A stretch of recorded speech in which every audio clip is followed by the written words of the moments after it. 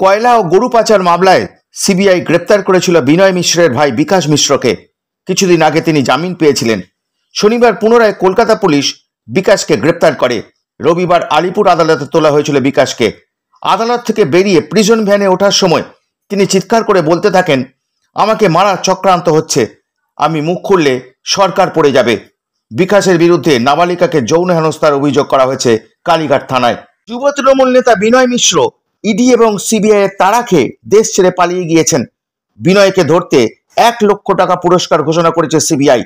বিনয়কে হাতে না পেলেও বিকাশকে গ্রেপ্তার করে কয়লা পাচার চক্রের অনেক খবর জানতে পেরেছে সিবিআই ও ইডি। সন্দেহ এই কারণেই বিকাশকে টার্গেট করা হয়েছে। বিকাশের বক্তব্যে হইচই পড়ে গিয়েছে।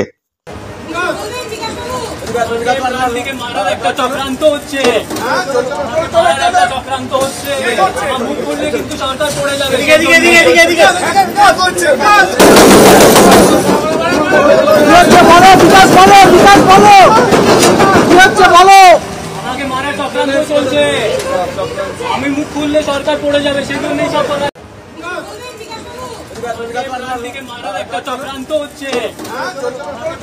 চক্রান্ত হচ্ছে, মুখ খুললে কিন্তু সরকার পড়ে যাবে।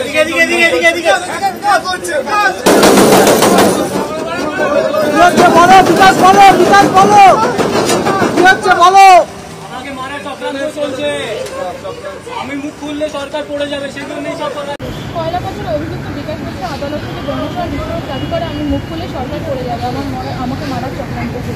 মুখ খুলে দেওয়া উচিত মরার আগে একটা তো ভালো কাজ করে যান।